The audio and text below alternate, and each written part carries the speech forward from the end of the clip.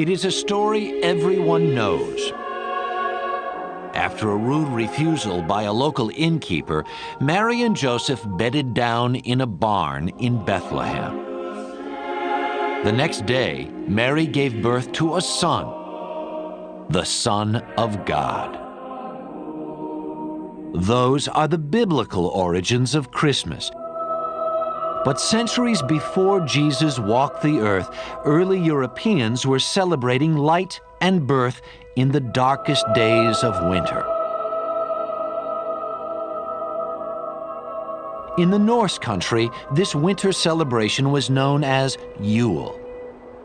Around December 21st, the winter solstice, fathers and sons would drag home the biggest log they could find and set it on fire. The Yule log warmed, but it also looked ahead. Each spark was said to represent a pig or calf to be born in the spring. Also dragged inside were evergreens, the one plant that could make it through a Norse winter. Evergreens proved that life persisted in this dark time. There's a natural attraction to that which lives through the winter when one is struggling to survive through the winter. The evergreen is that part of nature that seems impervious to the coming of winter and the diminishing of the sun. And so it's an absolutely natural symbol, one which I think we react to almost without thinking about. For as long as the Yule log burned, about 12 days, feasting and revelry reigned supreme. In fact, this was one of the few times that meat was abundant, since cattle had just been slaughtered for the long winter. There is a necessity to kill most of the cattle, because you can't keep them alive over the winter when there's nothing to feed them on. You keep a few alive for breeding. But there is an opportunity for a great blowout, for a great feast, time to party. The party raged inside in defiance of winter's deadly howl. There is a spooky feel about the northern Yuletide festivals. You may be all right there in the hall with the blazing fires, but outside there are demons, there are spirits. In Germany, the pagan god Odin lent his name to this midwinter holiday. Early Germans were terrified of Odin, whose nocturnal flights decided who would prosper or perish in the coming year. Later, we'd see another Christmas sky rider, Santa Claus. But for now, staying inside became the smartest choice at this frightening time of the year.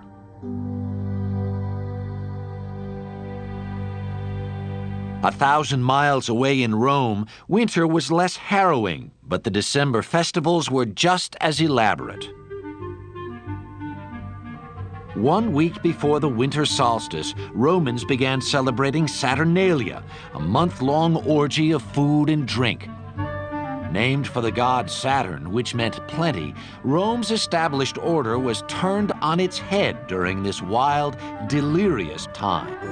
The Saturnalia celebrations were certainly times of revelry, of turning the social order upside down, of having the master pretend to be the slave and the slave pretend to be the master. Sort of a time out of time in which one could celebrate a kind of disorder in the universe.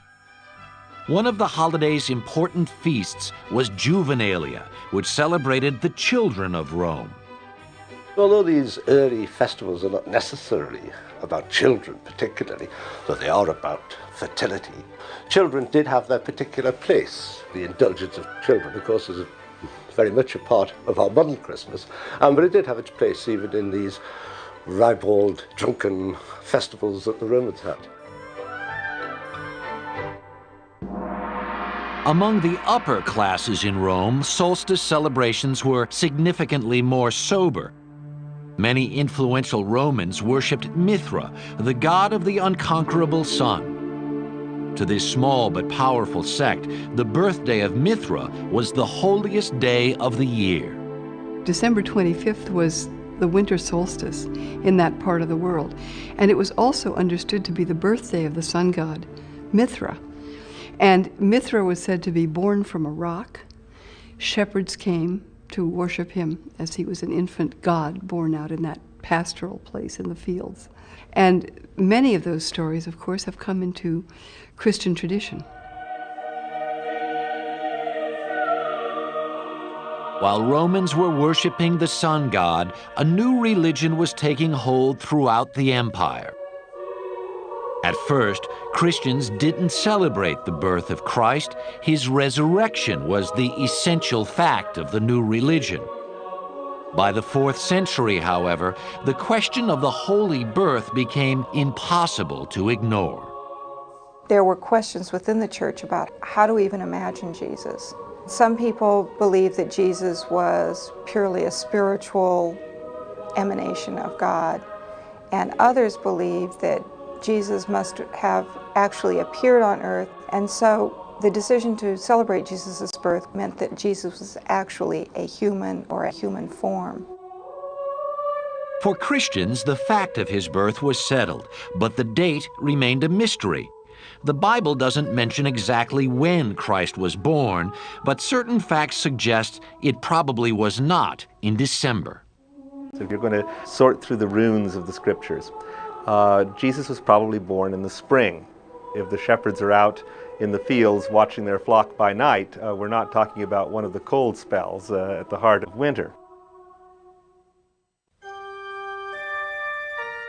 If pagan Rome was already celebrating the birth of Mithra on December 25th, it seemed natural to honor the birth of the Christ child at the same time. By the 4th century, the Church made it official. December 25th was declared the feast day of the Nativity. But of course it's a very short step from the feast day of the risen sun, S-U-N, to the feast day of the risen sun, S-O-N. So in a sense, it's a very good choice, and the symbolism is there because the feast day of the unconquered sun was about fertility, about birth, and so obviously is the Christian Christmas. The Church knew it could not outlaw the pagan traditions of Christmas, so it set out to adopt them. The evergreens traditionally brought inside were soon decorated with apples, symbolizing the Garden of Eden. These apples would eventually become Christmas ornaments. And holly, a traditional midwinter decoration, was recast to represent Christ's crown of thorns. People already had their own agenda for this season, and that agenda was not one that was really radically changed when the names got changed from non-Christian to Christian names. The church pretty much had a policy of live and let live. If people would call themselves Christians and do lip service to the birth of the Savior, then let them do anything that they wanted to do with it. But on the other hand, by assigning the Nativity to that time of year, the Church really gave up the opportunity to control the way that celebration took place. The tension between piety and revelry at Christmas would reach its logical and extreme conclusion in Puritan England, when the holiday would be considered so un-Christian it was done away with altogether.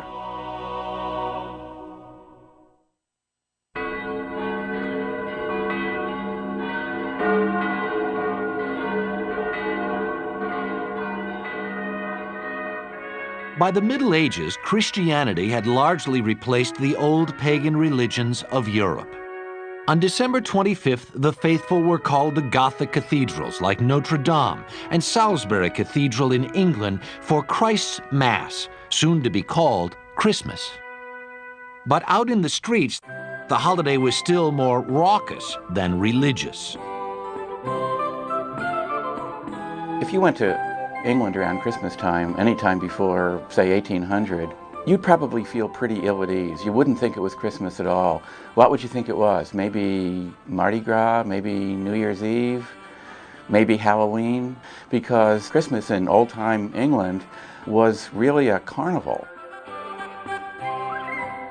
The houses of London were littered with brawling, drunken villagers and couples engaged in the most unholy activities. And each Christmas, a beggar or student was temporarily put in charge after being crowned the Lord of Misrule. The rest of the peasantry also got their once-a-year chance to grab power from the ruling classes. They would go around to the houses of the rich, they would bang on the doors and demand entry, and once they were let in, the lord of the manor had to give them the best stuff that he had. He had to give them his best food, he had to give them his best beer, his best of everything. And a jolly wassail, it's then you shall hear. But if he didn't, they would threaten or actually perform a trick. Come butler, come fill us. One surviving Christmas song says, if you don't give us what we want, then down will come butler, bowl and all. But if you do draw us a bowl of the small, then down shall go butler, bowl and all, bowl and all. Some historians think that it performed the role of a safety valve. You might say that a wealthy man could make up for an entire year of small or large injustices to the poor by giving a generous Christmas handout just once in the year. The rules of Christmas would soon change, however, as a wave of religious reform swept through England in the early 17th century.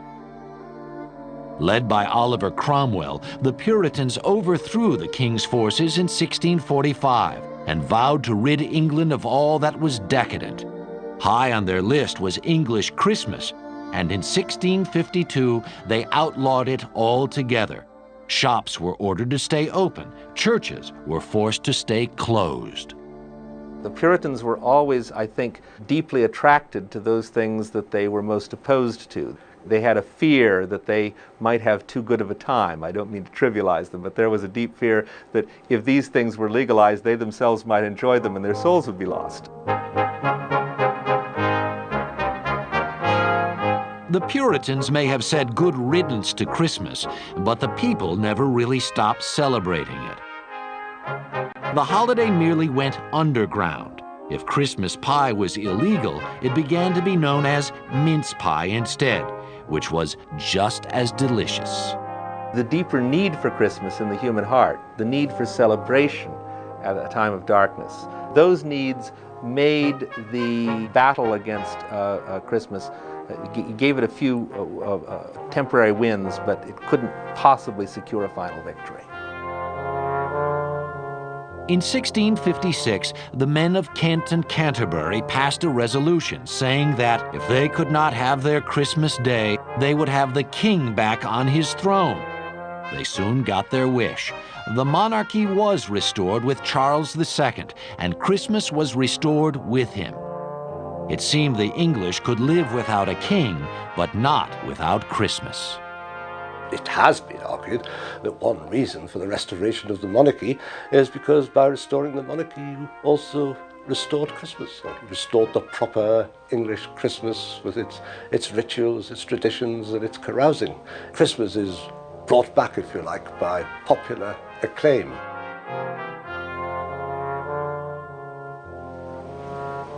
The fight against Christmas may have been lost in England, but the Puritans had high hopes for the new colonies in America. In 1620, a small group of separatists came ashore at Plymouth, Massachusetts. Even more orthodox than their English cousins, these men and women hoped to rid themselves once and for all of the Christmas scourge. In 1659, Puritans in Boston followed their English brethren in outlawing Christmas. Anyone caught exhibiting the Christmas spirit was fined 5 shillings. Like in England, however, Christmas remained impossible to contain. The 1719 Boston Almanac doesn't list a Christmas holiday, but it does recommend that in late December you not let your children and servants run too much abroad at night.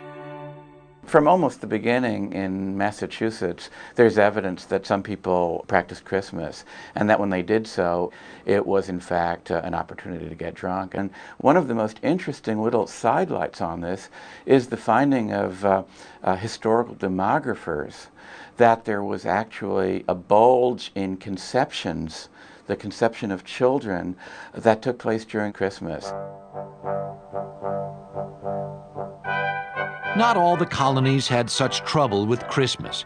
Captain John Smith, leader of the Jamestown settlement in Virginia, wrote that their first New World Christmas was kept with plenty of good oysters, wild fowl, and good bread. Jamestown settlers were also the first to drink eggnog as a Christmas drink, the nog coming from the word grog, which means any drink made with rum. After independence, however, all things English fell out of favor in America, Christmas included. In fact, on December 25, 1789, the United States Congress sat in session and continued to stay open on Christmas Day for most of the next 67 years. At this same time, there are people who are writing in their diaries that, isn't it too bad we don't have any holidays? So after the Revolution, here is an entire nation that works hard, has forsaken many holidays, has given up many holidays because they were holidays that were mandated by the Crown. And it is time to start thinking about how to populate the calendar. As the 19th century dawned, Christmas would be one holiday that would pull the new nation together. But it wouldn't be the carnival Christmas of Old England, nor would it be particularly religious.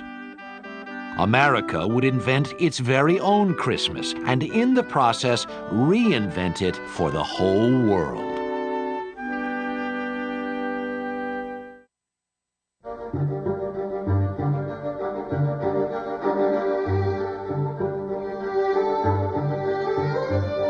New York City, 1820. Within the space of a generation, New York had gone from a backwater port town to the center of American commerce.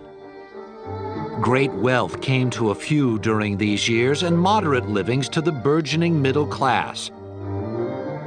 But the Industrial Revolution had also created a class of the unemployed and unconnected, whose very existence threatened the cozy world of New York's middle rung.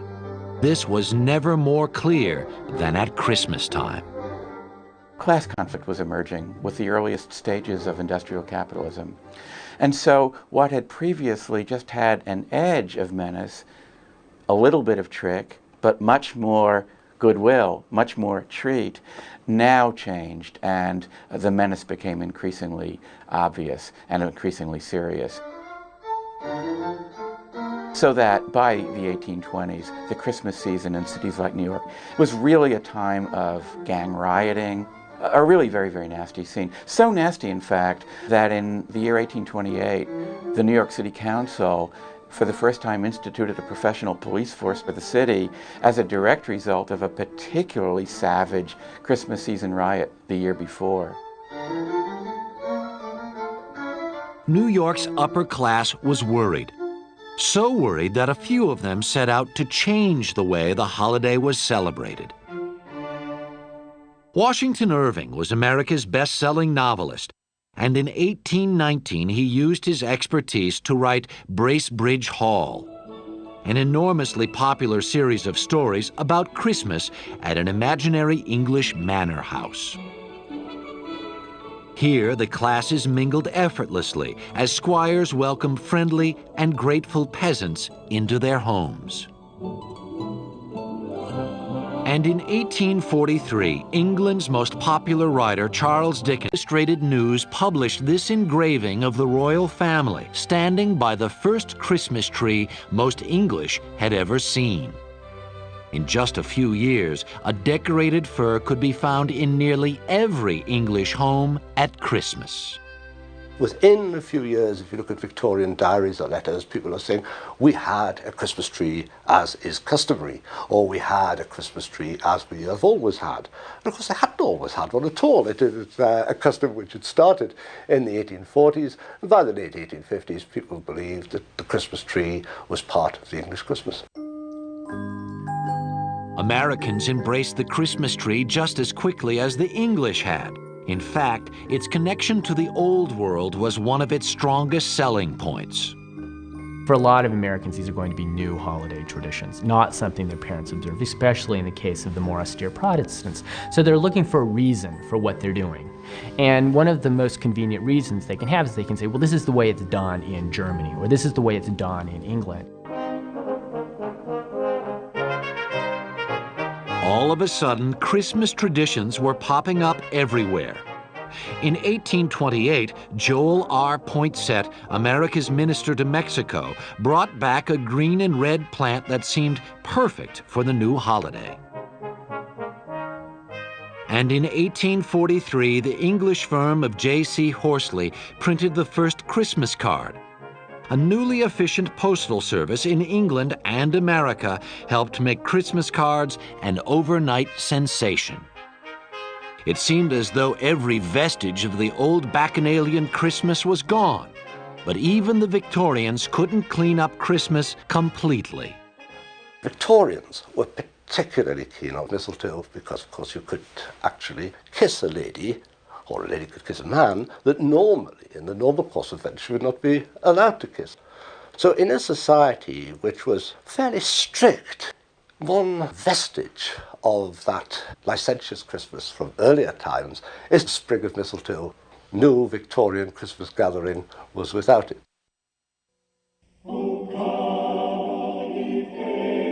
By mid-century, Christmas was everywhere in America, in the streets, in the homes, in the marketplace. The one place you could not find Christmas was in church. Most Americans were Protestant, and the Protestant church had ignored Christmas for years. But Protestant Victorians longed for official religion on this sacred day. What a number of them do initially is say, well, if we can't find a Christmas service in our Baptist church or our Presbyterian church, let's go see what the Catholics are doing, or let's go see what the Episcopalians are doing. And increasingly that puts pressure on these Latter-day Puritans to have Christmas services because there's a way in which lay people begin to expect it. Church services, mistletoe, and Christmas trees. America's new holiday now seemed firmly in place. But Victorian America had one last contribution to the Christmas season. A jolly elf who shimmied down the chimney would soon personify Christmas for generations to come. Here comes Santa Claus, right down Santa Claus Lane. We borrowed the Christmas tree from Germany and the Christmas card from England. But one Christmas icon was developed right here in America, Santa Claus. Hang your stocking, say your prayers, 'cause Santa Claus comes tonight. Long before Santa, however, there was St. Nicholas, a Greek Orthodox bishop who became one of the most popular saints of the Middle Ages. On December 6th, St. Nicholas Day, good children woke to gifts from the kindly saint. Bad children sulked away with nothing. In Holland, he was known as Sinterklaas, and when the Dutch came to this country, they brought tales of their gift-giving Nicholas with them. This quaint custom caught the imagination of Clement Clark Moore, a well-heeled Episcopal minister in New York City. In 1822, Moore wrote a poem for his children about a good-natured saint who came down the chimney on Christmas Eve. 'Twas the night before Christmas, and all through the house not a creature was stirring, not even a mouse. The stockings were hung by the chimney with care, in hopes that St. Nicholas would soon be there. Moore dreamed up Dasher, Dancer, and the rest of the reindeer, along with Santa's entrance through the chimney. But at first he was embarrassed by the poem. He worried it was too frivolous for a man of the church. Clement Moore was a minister. Here, a minister who should be on the other side is promoting a secular Christmas with reindeer and all the rest of it. But there was no mention in the poem of anything religious. And in fact, that's why he didn't reveal who he was. In the beginning, he didn't reveal the authorship. Moore soon owned up to the poem when it became clear that every child in America was scanning the horizon for reindeer on Christmas Eve. Less clear was what exactly this Santa Claus looked like. At first, Santa came in all shapes and sizes: a pagan sorcerer, a frightening gnome, even a drunkard on a turkey-driven sleigh. Then, in 1863, Thomas Nast, a cartoonist for Harper's Weekly, settled the matter once and for all with his version of the Christmas Saint. Nast Santa was rounder and jollier than his austere Catholic cousin. He looked, in fact, like a man of his times, a man who would fit right in with the rotund, bewhiskered robber barons of the late 19th century. But Santa was a robber baron in reverse. Instead of taking from the less fortunate, he gave to the less fortunate. He gave to people regardless of whether they'd done something or not. In other words, he gave to children. Instead of gathering together wealth, he gets rid of wealth, and he does it yearly. A captain of industry with a heart of gold. It's no wonder that by the 1840s, Santa Claus was an irresistible image to America's retailers. Here was a guy who could sell anything at Christmas, but make it seem like you were not buying gifts at all. Santa Claus provided a way for both children and parents to pretend that Christmas presents were not in the realm of the commercial marketplace, that Christmas presents existed in the realm of pure domestic affection. So Santa Claus played a very important role for both parents and children. He took presents out of the realm of commerce.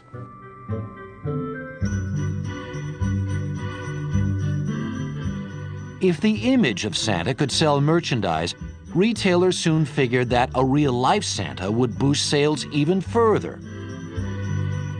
Santa has been showing up in department stores since the mid-1800s.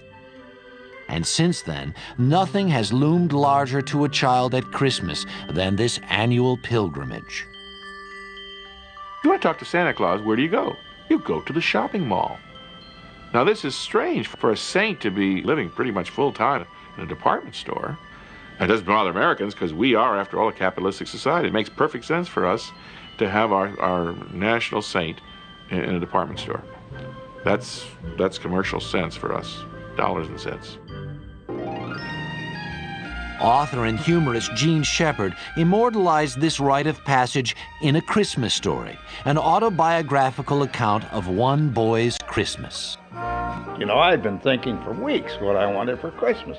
I figured the best thing to do is to tell Santa Claus about that.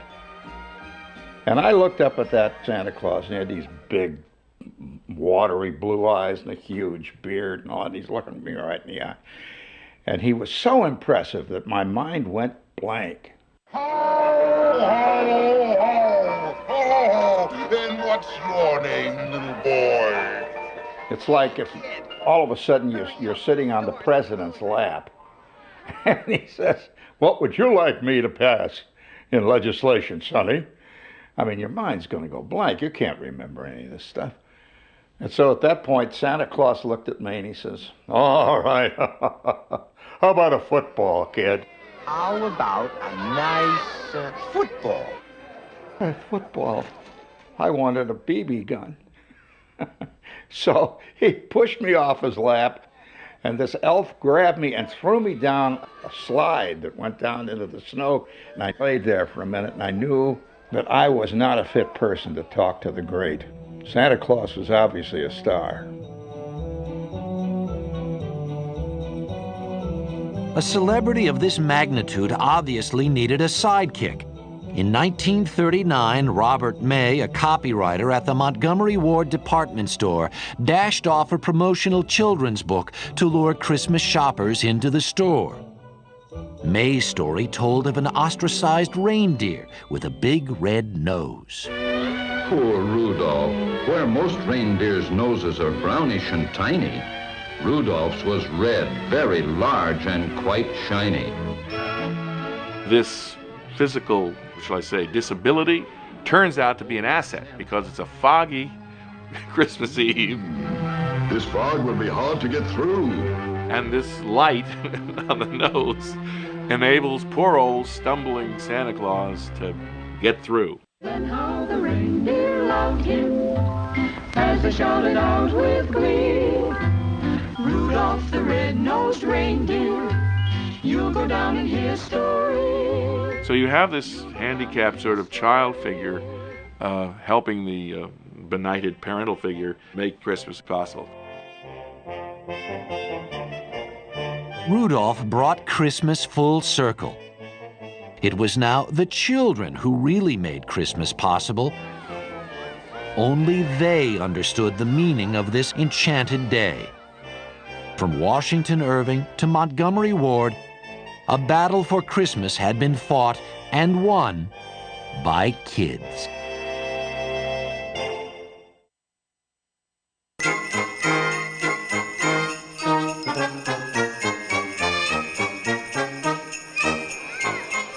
By the 1920s, few vestiges of the carnival Christmas were left in America. One exception was this Christmas parade in New York City, where a glimpse of Santa Claus was worth the all-day wait.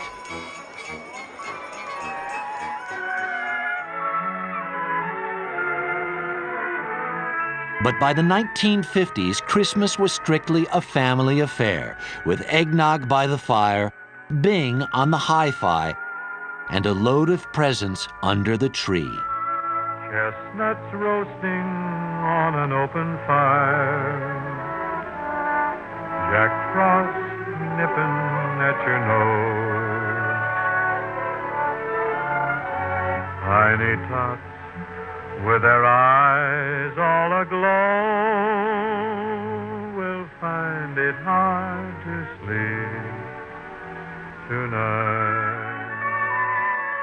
The joy of opening up gifts is one of the things that makes Christmas what it is. He's loaded lots of toys and goodies. It's the mystery of all these packages. And I think that's why we wrap them. It's exciting to have a package lying there with silver paper on it. You don't know what's in it. And you open it up and there it is. It's something that's really great, that you really wanted.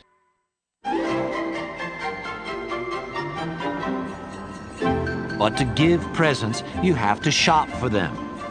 And shopping has long been at the heart of the Christmas season. Critics say this yearly buying frenzy obscures the real reason for Christmas, to celebrate the birth of the Christ child. It's celebrating the birth of Christ and the gift that God gave us, as much as the gifts we give our children on Christmas Day. But she wants all the toys, right? I think a lot of it is more commercialized than when I was younger. I remember going to church and having family dinners being more of an important aspect of it. It's difficult because the children don't grow up realizing what the real meaning is. People say that Christ has been lost in Christmas. Implicit in that is the idea that Christ had ever been totally the center of Christmas. And as Christmas has been celebrated ever since it was instituted as a feast of the Nativity, there's always been other ritual, other ceremony, other activity associated with Christmas, in addition to Christ.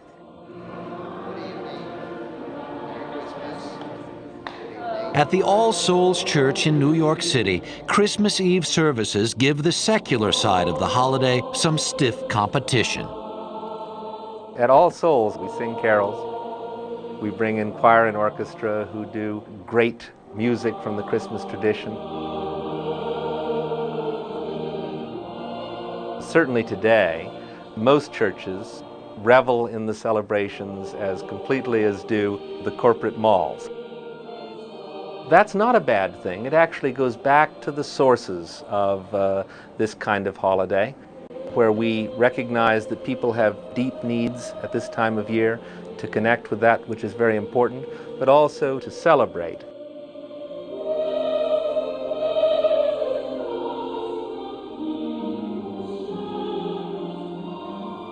think it's 50–60% of the population going to one kind of Christmas religious service or another. So clearly, a lot of people haven't lost sight of the religious meaning. But what seems to be the concern here is that there's a struggle, a competition over what the real meaning is, and a sense that the religious is not competing effectively with all these other competitors.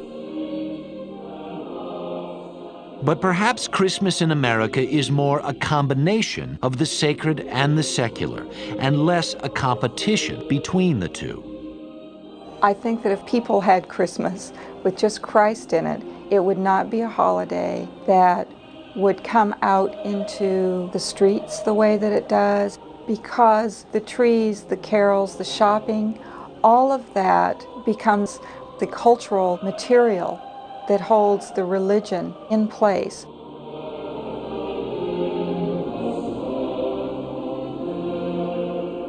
This cultural material is everywhere.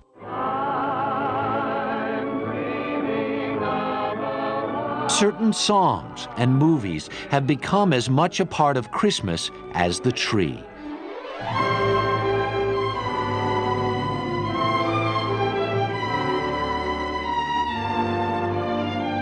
I don't want to get married to anybody, you understand? I want to do what I want to do. And you... Movies such as It's a Wonderful Life, our hunger for them, our delight in them, reflects a deep potential goodness in the human soul. But these are good movies. They have, people do good things and they get rewarded for them. To my big brother George, the richest man in town. Someone might say that this was a trivialization of Christmas. I think it probably is coming a little closer than many of the things we do to tapping the true Christmas spirit in the broadest sense of that word. That's a Christmas present from a very dear friend of mine. Look, Daddy, teacher says every time a bell rings, an angel gets his wings. That's right. That's right. Attaboy, Clarence. Nowadays, kids watch new films and new TV shows. Why, Mr. Scrooge! Merry Christmas! And they will grow up thinking that that was the way Christmas always used to be. You leave me no alternative but to give you... Toys! Yes, toys. No. I'm giving you a raise. We always reinvent, and every time we reinvent, we think that what we're reinventing is something that has no beginning. You can reinvent Christmas or celebrate it the way your great-grandparents did. The only thing you cannot do is ignore Christmas. To not catch a glimpse of a Christmas tree or hear a note of jingle bells would be nearly impossible. And since 98% of Americans celebrate Christmas in some form, it looks like that won't change for quite some time. You see, it gives you a kind of sense of belonging. You are who you are because of the way you celebrate Christmas, in part. I mean, if you're celebrating an Armenian Christmas or an Italian Christmas, whatever it is, whatever your group is, if you celebrate Christmas the same way every year, there's a sense of continuity here. And the new children are brought in and in fact are socialized by saying, well, no, this is how we celebrate Christmas in our own family.